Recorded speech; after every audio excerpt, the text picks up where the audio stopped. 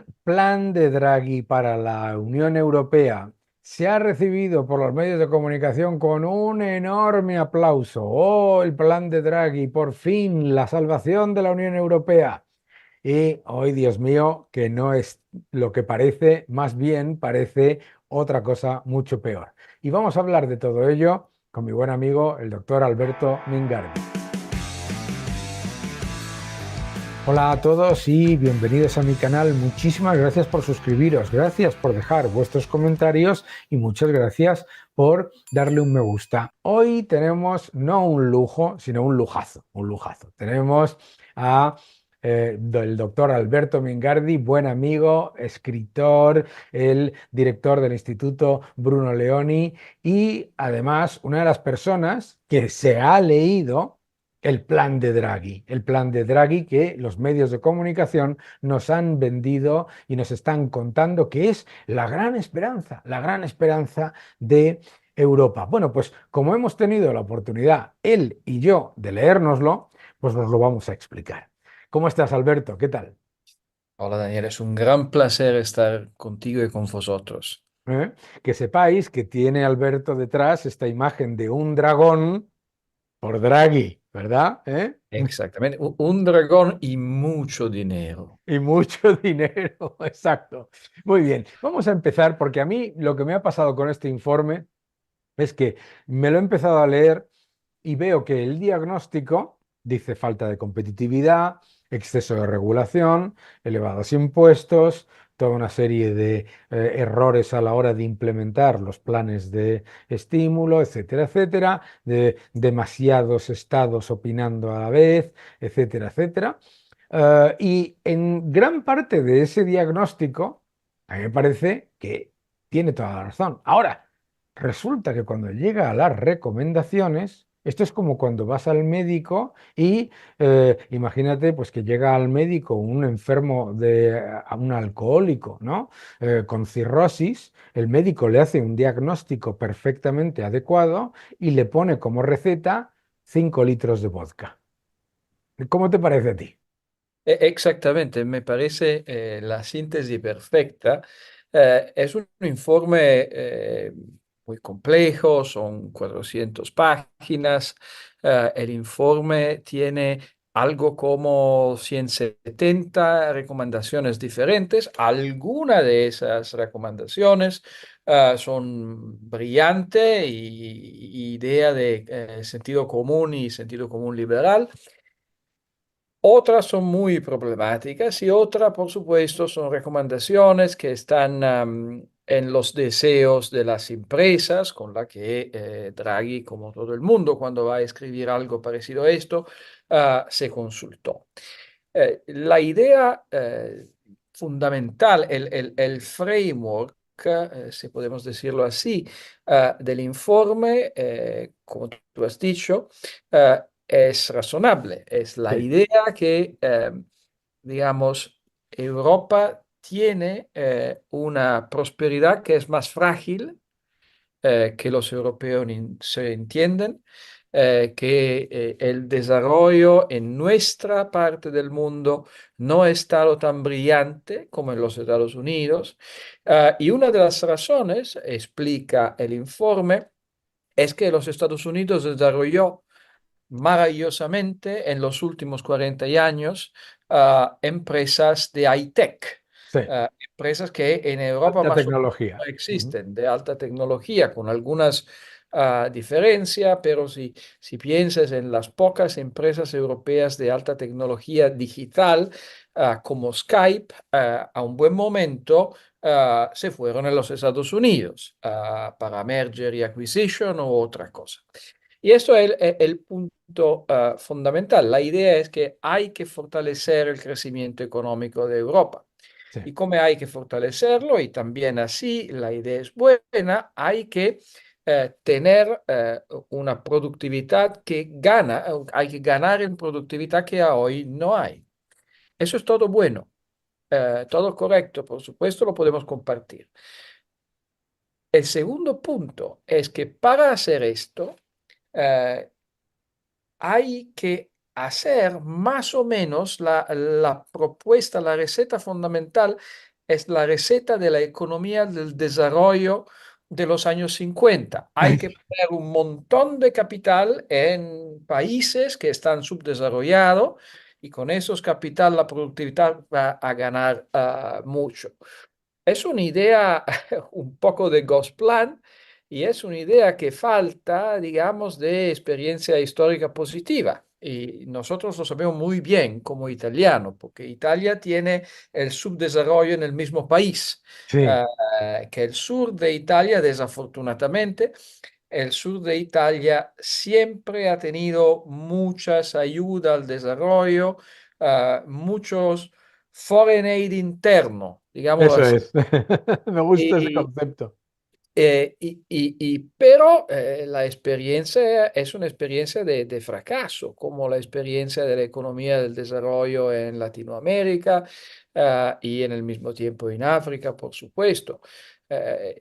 Esa idea que lo que necesita para desarrollar una economía y tener más productividad es simplemente más capital. Más Eh, gasto. Ujú. eh, eh, es una idea de alguna manera peligrosa y por supuesto acaba siendo una idea estatista porque al fin necesita tan capital que la única manera que para tenerlo es tener el Estado que pone esto capital y manera más dulce porque lo que el informe pone como idea no es la manera soviética de robos presente, es la manera dulce de robos futuro, es hacer más deuda, pero por fin el plan es eh, poner en la Europa algo parecido a una otra Italia en Mm, términos de gasto público, porque son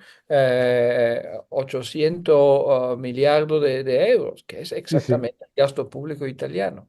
Es una locura, porque además yo creo que eh, parte de varios errores, como tú bien has dicho, ¿no? El primero, que el problema de la productividad de Europa es un problema solamente de capital, cosa que no es cierta, como todos sabemos, ¿no? Y la mala asignación de capital es algo que los estatistas y los banqueros cercanos a los gobiernos y los propios gobiernos nunca consideran. Si algo no ha ido bien, es porque no se ha gastado suficiente, se dice, ¿no? ¿Verdad? Es como Exactamente. es siempre lo de no se hizo suficiente, hay que hacer mucho más, repetir, ¿verdad? El problema de la Unión Europea. Y a mí lo que me parece, fíjate, 800.000 millones de euros. Claro, en una Unión Europea que ha sido un fracaso absoluto el Plan de Crecimiento y Empleo del año 2009. Un fracaso absoluto que es de lo que yo llamo el innombrable, el Plan Juncker. Está prohibido hablar del plan Juncker en toda Europa después del fracaso tan brutal que fue. Y lo que no podemos hablar es del desastre también del plan de los fondos Next Generation. Lo increíble es que con esa evidencia diga, como decía yo, 5 litros de vodka. No, mucho más. El Ujú. problema ha sido de cantidad. Y además, el problema, me parece que es muy interesante que el informe dice, no, es que claro, estos programas se diluyen en distintos países, con distintas políticas, con distintas cosas. Esto hay que hacerlo centralizado, ¿eh? Bien soviético, como dices tú, ¿no? Exactamente. Y al mismo tiempo hay una idea un poco extraña, porque, por ejemplo, hablando de telecomunicaciones y creo hablando de energía también en el informe, uno de los problemas es que hay en Europa, si considera toda Europa, muchas reglas, por supuesto, y muchas empresas. Y no hay una empresa que tiene dimensiones suficientes para competir con las empresas estadounidenses o China, por ejemplo. Pero mira, la verdad es que Europa en los mercados regulados, como lo Ujú. de energía, como lo de telecomunicaciones, los Europa son 27 países, Sí, es uno. Y es muy probable que hay muchas reglas que no son buenas o son inútiles en esos países, pero la comparación es entre la regulamentación de un país y claro. la de Estados Unidos. Y al mismo tiempo es verdad que nosotros no tenemos, am, Vodafone fue esto, pero ahora Vodafone tiene muchos problemas. No tenemos de verdad un gran operador telco, por ejemplo, europeo. Mm, Pero tenemos el roaming, que es una historia de muy éxito de la Unión Europea. Y nosotros tenemos más o menos tres, cuatro empresas de móvil, de teléfono en todos los países, que es mm, exactamente lo que tiene en otros contextos. Eh, eh, no es, las reglas que Europa tiene, que son demasiadas, no son la suma de las reglas de los estados nacionales. Esto es un exacto. poco diferente. Ese es uno de los problemas de ese informe. El otro problema es que es un informe, no, creo que nosotros también como liberales hemos algunas veces en el pasado criticado el hecho que la Unión Europea y toda la regulación estaba muy enfocadas en los consumidores, de algunas veces no considerando los problemas del mercado empresarial. Pero Ujú, al mismo tiempo, el informe de Draghi es exactamente el otro lado. Todo está enfocado en las empresas y no hay consideraciones sobre los precios, claro, los consumidores, cosas parecidas a esta. Yo creo que uno de los problemas de verdad es este concepto de competitividad, sí, sobre que Paul Krugman escribió un ensayo fenomenal en los años 90, antes creo que de... era en Foreign Affairs, cuando él era un economista de intercambio internacional y no el gurú de la izquierda mundial.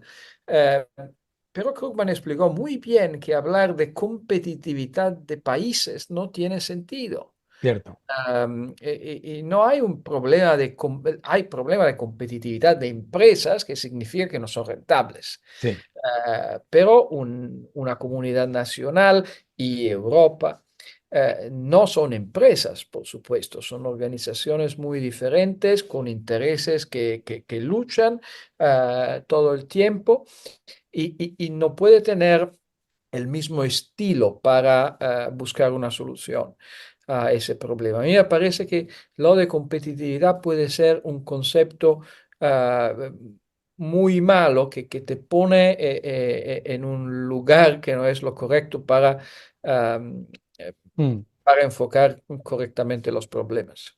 A mí hay otra cosa que me preocupa del diagnóstico con respecto a Estados Unidos y a China, que es algo muy típico de banco de inversión y de consultora de gobiernos, ¿no? Que es mirar el resultado y pensar que el elemento más grande es el que genera el diferencial, ¿no? Dice, no, Exactamente. claro, China crece más, la economía es mucho más competitiva, como tú bien dices, a nivel nacional hacen un análisis, o Estados Unidos, etcétera. Por lo tanto, debe ser porque, en el caso de China, tienen planificación central y un gobierno comunista, y en Estados Unidos porque está todo muy imbuido por la política federal. Y no es cierto. Claro, yo es que veo ese problema. Entonces, ¿qué es lo que pasa? Que hace un análisis sobre China y sobre Estados Unidos y asume que qué es lo que debemos copiar o qué es lo que debemos aprender del crecimiento y el fortalecimiento tecnológico de China y de Estados Unidos. Ah, que lo que necesitas es copiar lo malo de Estados Unidos y de China. O sea, en el informe no se dice en ningún sitio el enorme problema que tiene China de sobrecapacidad y de exceso en renovables, en inmobiliario, etcétera, etcétera, por el exceso de estímulos fiscales y de gasto público. En ningún sitio del informe se habla de la destrucción creativa, que la razón por la que Estados Unidos hoy tiene gigantes como Facebook, Google, Tesla, etcétera, etcétera, es, entre otras cosas, porque Enron, WorldCom, etcétera, quebraron, ¿no?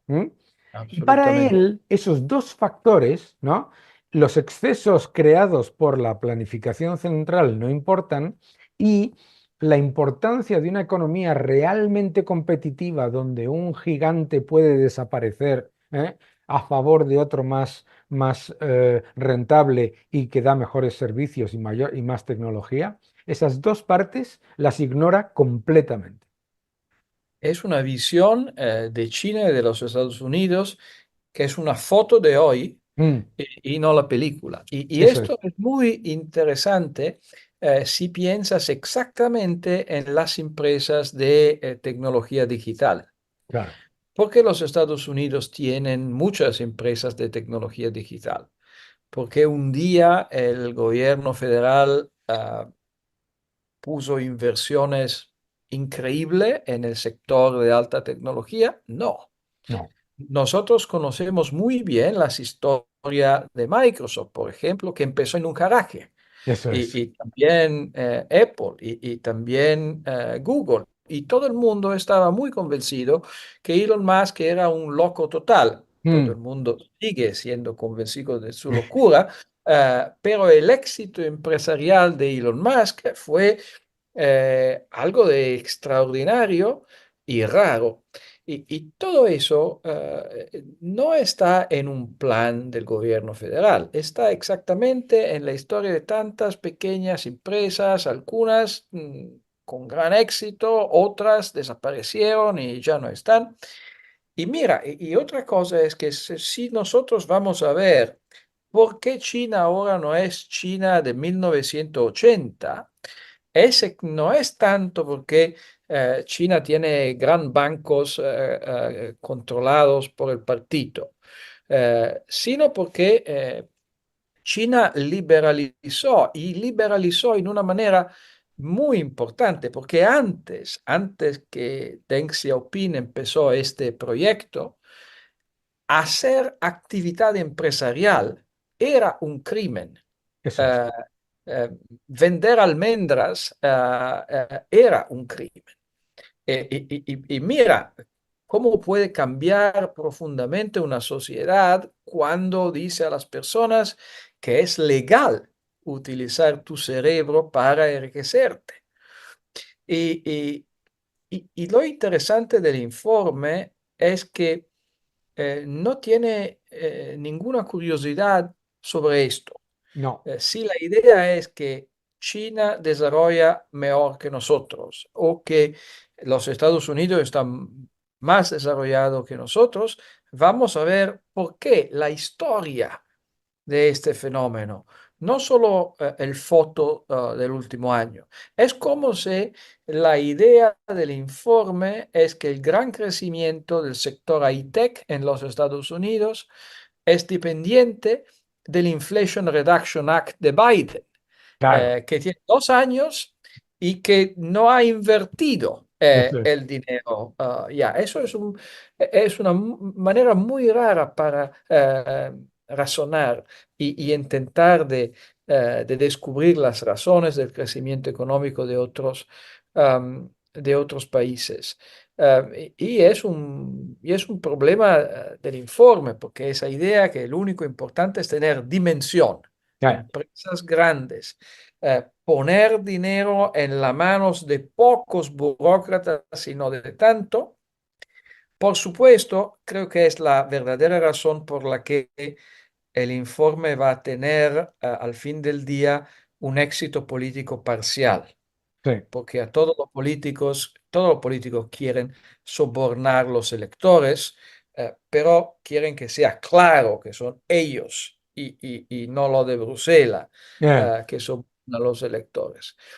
Eh, pero por supuesto, en un otro sentido, es una idea mala del mundo contemporáneo, es una idea profundamente em, loca de sí, entender la economía, es que es todo lo que es accentrar significa ser más eficiente. sí, centralizar como la gran panacea. Ujú. Exactamente. A mí me parece extremadamente preocupante por varios factores, ¿no? El primero es ignorar la asignación de capital, ¿no? Porque claro, dice, Europa necesita 800.000 millones anuales de inversión y se tiene que concentrar esa inversión en grandes, grandes empresas y con el apoyo público. Y no analiza por qué esas empresas que tienen acceso privilegiado a los mercados financieros, que se financian incluso más baratos que los estados, que tienen reach global, que tienen todo tipo de capacidades. ¿Por qué esas empresas no han invertido ya de entrada en esas actividades? Asume simplemente que es una cuestión de obligar, ¿no? Y que además hay que obligarlas con el, digamos, incentivo de que como va a venir detrás también el Estado, vas a invertir en una serie de elefantes blancos. Para los que nos estáis viendo, son grandes proyectos que luego fracasan, ¿de acuerdo? Pero como lo ha invertido el Estado también, pues no, nadie te va a echar la culpa, tus accionistas no te van a criticar, ¿no? Y claro, hablabas tú de Estados Unidos, como si la política de la administración Biden fuese la razón por la que hay grandes sectores tecnológicos. Yo conocí a George Bush Jr., el presidente, y a Dick Cheney, el ex vicepresidente de Estados Unidos. Y Dick Cheney decía que la razón por la que Estados Unidos era un líder tecnológico global y un líder energético global era precisamente porque no tenía política energética y política tecnológica. Porque si hubiese tenido política energética, no produciría hoy más petróleo que Arabia Saudí o que Rusia. Y si hubiese tenido política tecnológica, bajo ningún concepto habría quebrado Enron, WorldCom y aparecido Google, Facebook, Tesla o cualquiera de estos grandes gigantes que conocemos hoy, ¿no? Sí, y la otra cosa de la que tú puedes hablar mucho, mucho mejor que yo es esta idea de financiar todo con deuda europea. Eso es. A mí me parece que, me vas a corregir, nosotros ya tenemos algunos títulos de deuda europea Ujú. y esos títulos de deuda europea pagan un diferencial contra el Bund.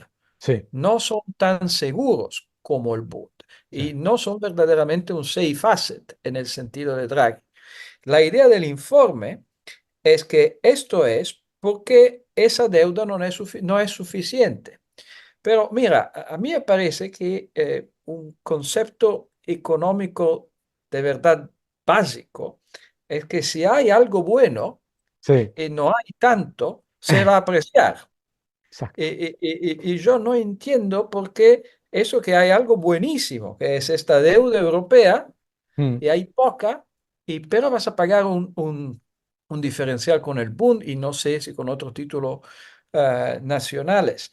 Esto va a ser muy difícil explicarlo también a los Estados miembros. A Claro. los Estados miembros de la Unión Europea, por supuesto, no les gusta mucho la idea de poner poder fiscal en las manos de Bruselas, pero vamos a hacer deuda y esta deuda va a costar a ellos más caro Mm. que hacer deuda sí mismo y Claro. financiar de esta manera el gasto. Me parece una idea rara para esa financiación de gran inversiones europeas. Bueno, y además es que es una manera completamente artificial y de planificación central de disfrazar el coste de capital bajo una premisa que es falsa, que es, claro, en Estados Unidos tienen política fiscal eh, completa y absolutamente centralizada y por lo tanto por eso invierten mucho más. No es cierto, no tienen política fiscal centralizada. En Illinois, en Delaware, en Texas o en California, la política fiscal es completamente diferente, completamente diferente. Y el coste de capital también. Entonces, en el momento en el que tú estás transfiriendo riesgo por una idea de que centralizado todo es mejor, la probabilidad de que se lleve a cabo una inversión equivocada es mucho mayor. Pero claro, ¿de dónde salió la burbuja inmobiliaria de los países del sur? Del hecho de que de repente había un acceso gigantesco a deuda con un coste muchísimo más bajo gracias a la financiación que venía de Alemania, que venía de Holanda. Ahora, ¿qué es lo que pasa? Inmediatamente se toman decisiones de inversión no equivocadas en el momento, que no puedes pensar que no son equivocadas, pero claramente en las que se nubla la percepción de riesgo porque se está distorsionando el coste de capital. ¿Mm? Entonces, claro, nosotros tenemos, en vez de entender que el sistema que existe en la eurozona, de hecho, es bastante mejor que el sistema chino, en donde pasa lo que ha ocurrido con el sector inmobiliario y todo el sistema sufre el impacto. Esto, en vez de entender que eso es mejor, considera que es peor. Y además considera que es peor porque en todo el informe, no sé si te da a ti la misma impresión, yo percibo una especie de visión de que si las empresas no son más grandes, no invierten más y no tienen mayor éxito, es por una especie de halo mágico de falta de unión en la Unión Europea que no existe, ¿no? Tenemos libertad de capitales, tenemos un mercado gigante y además tenemos un superávit comercial que nos permite continuar con una moneda de reserva en el mundo y liderar globalmente en inversiones en el extranjero. Absolutamente. Creo que uno de los problemas del informe, como has dicho tú, es que no considera de verdad algunas cosas buenas que hay en Claro, Europa hoy día. las considera Y, malas. y otro problema, creo que es un problema de narrativa, porque digamos, el informe de verdad es como suma más o menos am, ideas y propuestas y recomendaciones que se han publicado en el Financial Times o el Economist en los últimos 2 años. Ujú. Es como la suma del pensamiento, del consenso de la Eso, élite europea de hoy. Y uno de los problemas ahí es que hemos hablado por muchos años, de verdad, de capitalismo con características chinas, sí, hablando del gran éxito de China, eh, pensando no en cómo China se estaba desarrollando capitalista, que es el gran tema de un libro fenomenal de 2012 de Ronald Coase y Nick buenísimo. Bank, buenísimo, pero mirando en todo lo que estaba al lado de este desarrollo y pensando que todo lo que estaba al lado, que era la élite parasitaria chinés, era verdaderamente responsable por el desarrollo. Esta idea, hemos confundido el vínculo al crecimiento con la razón del Sí, crecimiento económico de China. Y esta era una narrativa muy, muy poderosa ya, y que toda la élite y todo el establishment europeo le gustó muchísimo porque significa poner más dinero y más poder en su mano claro. y porque, como siempre, el mercado parece irracional. Una de las ideas de centralizar como siempre, es que el mercado tiene duplicaciones. Sí, Por supuesto, muchas duplicaciones están en el mercado. Eh, Muchas empresas están en el mercado sin tener la dimensión optimal, pero el ujú, problema es que la dimensión optimal de empresa es una de las cosas que el mercado va a descubrir en sus claro. tiempos. Eh, Ese informe y más o menos la retórica, el consenso hoy día del establishment europeo es que todo eso no funciona, no funciona. Si Sí, funcionaba, funcionaba en los años 80, pero ahora no, sí. porque el mundo es más complejo, necesita más capital humano, necesita empresas más grandes, hay problemas geopolíticos, todo eso.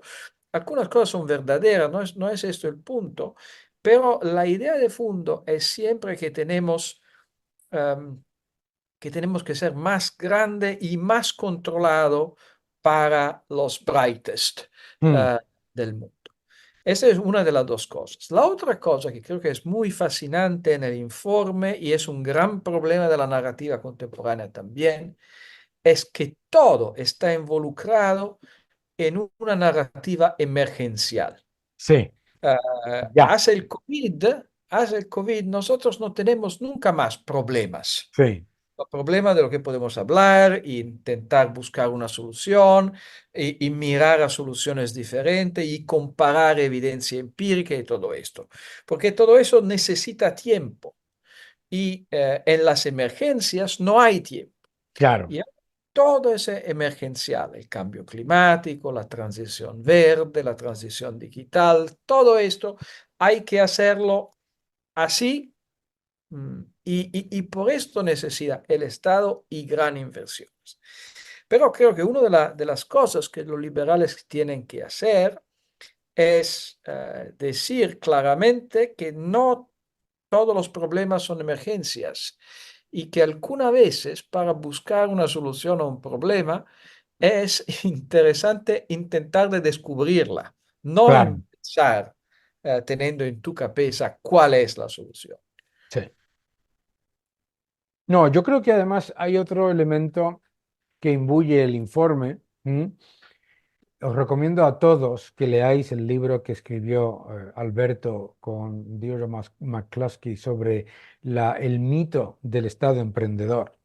Es esta idea de que el Estado y las grandes empresas ya establecidas saben exactamente dónde hay que invertir esa gigantesca cantidad de centenares de miles de millones, para llegar a estar a los mismos niveles que China o Estados Unidos.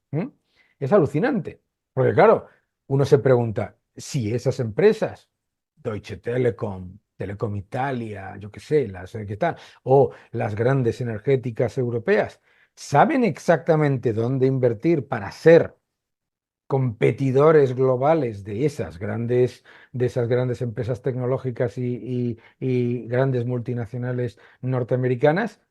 ¿Por qué no lo han hecho ya? ¿No?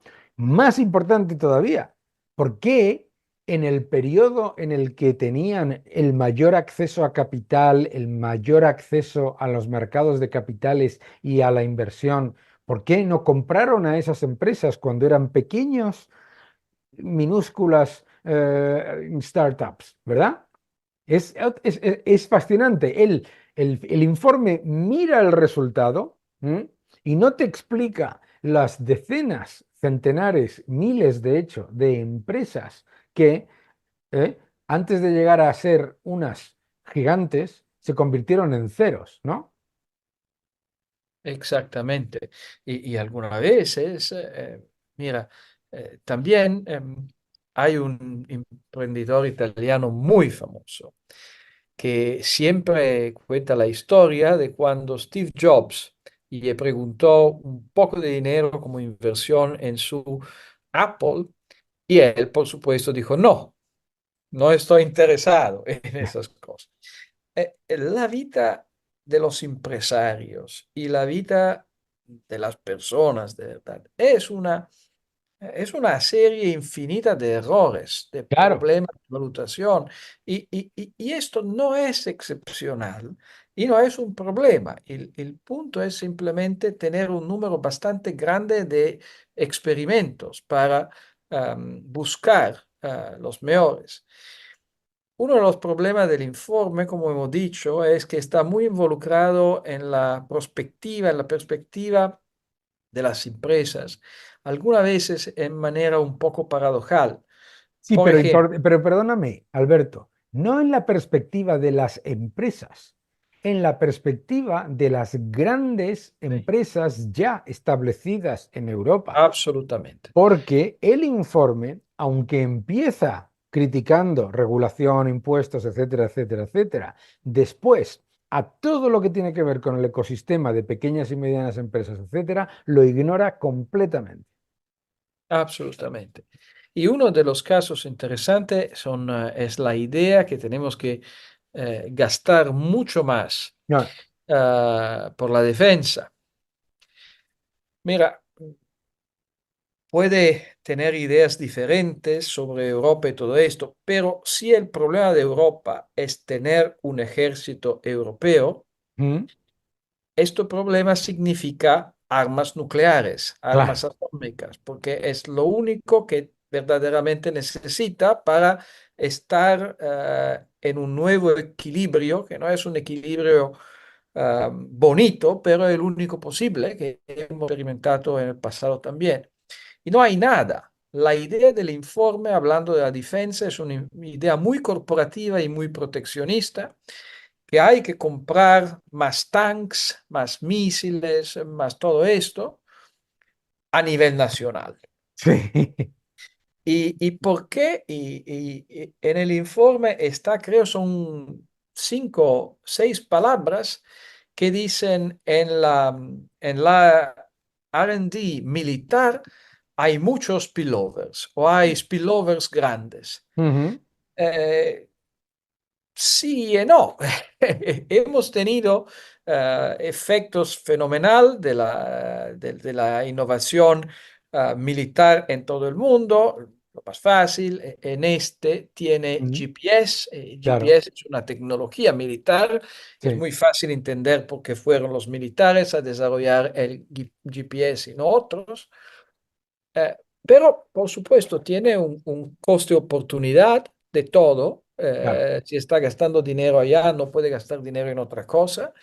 Y no es una ley natural que se pone dinero en las manos de las grandes empresas de la defensa, va a desarrollar cosas magníficas para la innovación civil. Si quiere innovación civil, si tiene que ganar una guerra, por supuesto, hay que invertir en Mm, empresas de la defensa. Pero si el problema es producir nueva tecnología, eh, hay que intentar que invertir en nuevas tecnologías, ¿no? claro. En gran proyectos militares que un día van a producir cosas que van a ser útiles para todo el mundo.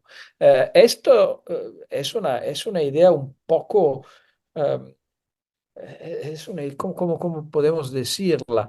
Eh, es una idea de una economía un poco de brujas. Sí, Eh, sí, sí, eh, de que hay algo que genera. Es que, ¿sabes lo que pasa?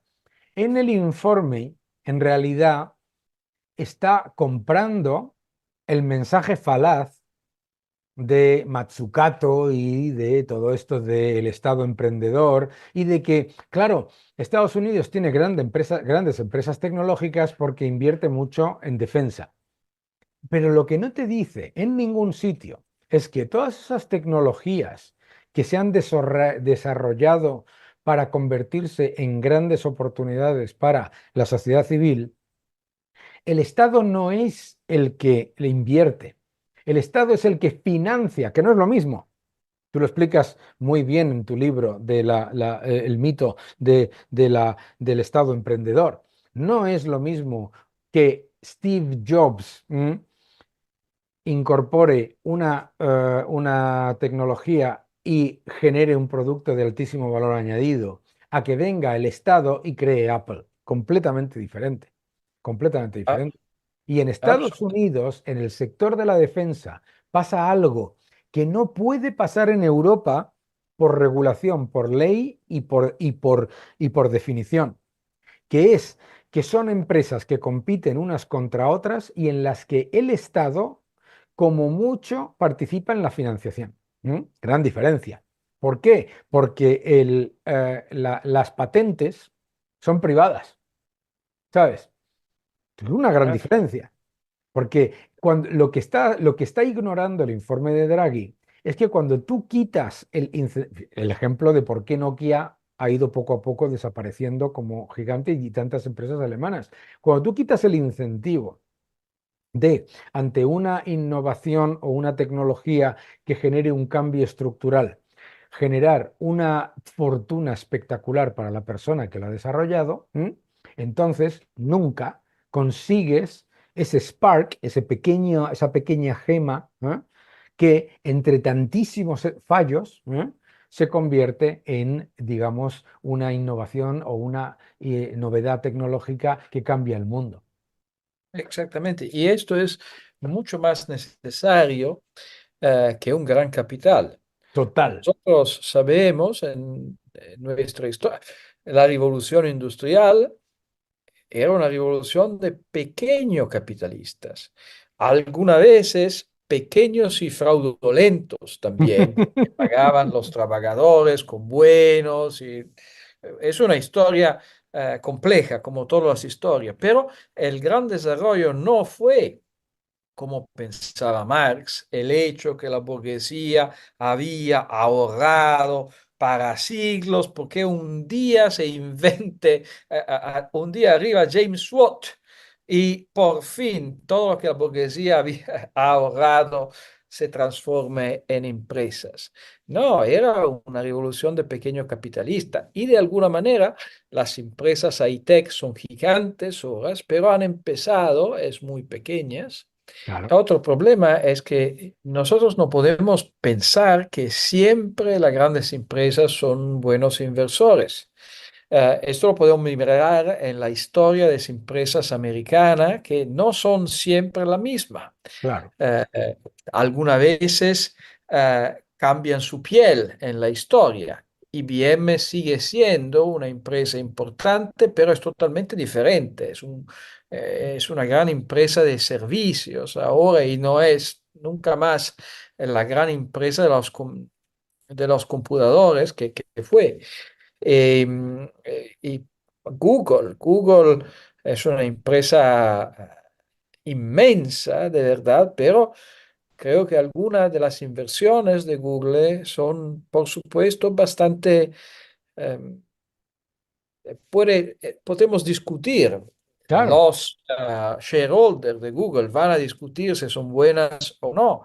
Algunas veces, empresas que hacen cosas muy buenas en un tiempo, eh, no lo hacen más. mm, Incluso Google también. La calidad de Google Search empeoró muchísimo en los últimos años y puede tener competencia de verdad. ¿no? Bing, pero también search engine europeos ahora son más competitivos con Google que en el 2017. Esta idea que todo lo que es grande es bueno, es exactamente como la idea que todo lo que es pequeño es bueno. Exacto, exacto, es una No ridícula. tiene sentido. Nosotros tenemos el mercado exactamente eh, para descubrir cuál es la dimensión optimal de una empresa y, por supuesto, en la idea de la empresa está la cabeza del empresario, las cabezas de los managers. No es que hay una idea universal de cuánto una empresa tiene que desarrollarse. Efectivamente, y a mí me parece muy importante lo que tú acabas de decir, porque hay otro tema en el informe que se ignora completamente, que es la diferencia entre empresarios y empleados VIP. Es decir, en Europa, en estas grandes corporaciones a las que él quiere canalizar la inversión, la inmensa mayoría de los gestores no son empresarios, son empleados, ¿m? Obviamente de alta dirección, pero no son empresarios. Que es una gran diferencia, porque la capacidad de innovación, ¿m? Y la capacidad de arriesgar y de tomar eh, decisiones de inversión es completamente distinta, completamente distinta. Y además, a mí me parece muy preocupante que en todo el informe no se hable de destrucción creativa.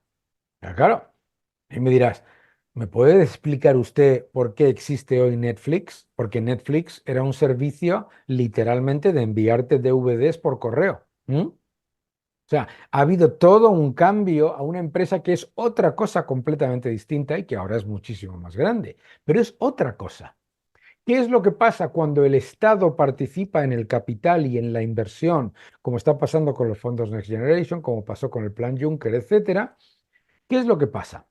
Que si Netflix es una empresa que se dedica a enviar DVDs por correo, el Estado y ese ecosistema de empleados VIP, lo que van a hacer es intentar proteger a toda costa el negocio de enviar DVDs por correo, pero jamás van a cambiar el motivo de la empresa de ser eso a ser lo contrario y dedicarse al streaming tecnológico. Creo que lo que ha dicho de los empleados VIP es interesante porque, una vez más, es no una idea del informe, pero una idea que está detrás de ese informe y toda la retórica similar en Europa hoy, que es que hay que tener una normalización de la Sí, economía. Sí, sí, sí. Y esa normalización de la economía no lo puede hacer con el talento empresarial, que es raro, que no lo puede controlar, que no sabe dónde Mm, está, eh, pero lo puede hacer con grandes empresas que están maneadas eh, por tecnócratas privados. sí, Empleados VIP son el equivalente en la empresa privada de los tecnócratas en el mundo público. una especie Y de eso gramscismo empresarial. Y estos tecnócratas lo puede producir con la Grande École en Francia, con las grandes universidades. Y creo que la idea es simplemente, en un sentido, es una idea, eh, no es una idea en esto mala o necesariamente estatista o que quiere controlar, es la idea que, mira, nosotros no podemos Mm, eh, construir el talento empresarial. Necesitamos una gran clase de tantas empresas grandes con tantos tecnócratas de alto nivel como nosotros y claro. todo va a estar bien. El problema, como siempre, en el mundo es un poco más difícil que como parece escribiendo informes. Y otra cosa es que cuando tiene challenges, como lo llaman ellos, Retos. desafíos Sí, tan ujú. grandes, eh, no puede pensar verdaderamente que esos challenges van a ser resueltos simplemente gastando más dinero. Eso Pero es, esta es la idea, claro. que hay el cambio climático, ¿qué vamos a hacer? Gastamos dinero. Mm, Vamos a elegir una tecnología como la autoeléctrica y todo se va a poner en una dirección más buena simplemente gastando muchísimo. El único problema, como tú has dicho, es que no estamos gastando suficiente. mm, Eh, Cuando hay problemas, emergencias, ellos digo, cuando hay grandes problemas, que no son emergencias, lo que necesita es una pluralidad de soluciones, una pluralidad de tecnología, a intentar que utilizar cosas como carbon capture, por claro. ejemplo, sobre el cambio climático y ver. Y otra cosa que es muy peligrosa es que para muchos años todos los políticos, e incluso los políticos de izquierda, estaban involucrados en análisis costes-beneficios. Ujú, La idea ujú. era que de alguna manera era importante explicar al contribuyente que vamos a gastar dinero, pero los beneficios van a ser más grandes. Sí. Eh, Hay que intentar a poner un poco de evidencia en las manos de los contribuyentes. No tanta y controvertida, por supuesto, y alguna vez mala y falsa, pero hay que poner un poco de evidencia. La lógica del informe es simplemente que vamos a gastar un montón de dinero y por esto la productividad va a crecer mucho más y por esto no vamos a tener ningún problema fiscal. Claro, Es un crecimiento que paga a sí mismo. claro. Eh, Pero necesitamos un poco de evidencia para comprar en esto. Y no hay esa evidencia en el informe porque no puede ser, no la puede tener. Claro. No, además que si el informe hiciese un análisis medianamente, no lo hace, ni entra, medianamente serio del plan Juncker, del plan de crecimiento y empleo, de las centenares de miles, porque claro, es que parece como que es que la Unión Europea no ha llevado a cabo gigantescos planes de estímulo, que es un plan de estímulo andante. Si lo hubiera hecho, diría, lo mejor es no hacer esto, lo mejor es no hacer esto. Porque fíjate que a nosotros, internamente, nos llevó mucho tiempo, pero hicimos un análisis de un montón de los proyectos del plan Juncker, ¿m?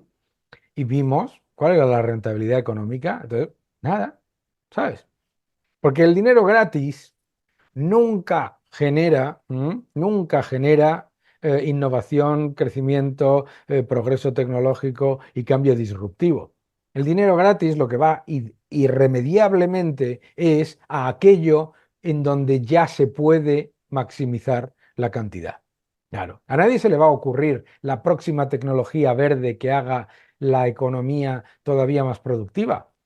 Lo que va a hacer va a ser invertir en los mismos paneles solares y los mismos rotores eólicos que ahora, y es que la evidencia también es empírica.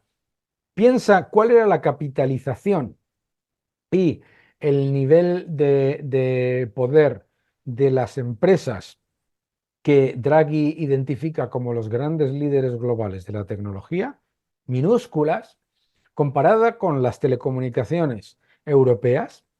Es que Deutsche Telekom, Telecom Italia, Telefónica, todas estas empresas, podrían haber comprado todas múltiples veces, pero no lo hicieron, hicieron lo contrario. Yo recuerdo perfectamente una conferencia del consejero del presidente de una empresa de telecomunicaciones que decía, todas esas empresas tecnológicas no valen nada. Lo que de verdad vale es tener una entidad regulada con las redes. Pues ya sabes. La infraestructura, sí, por supuesto.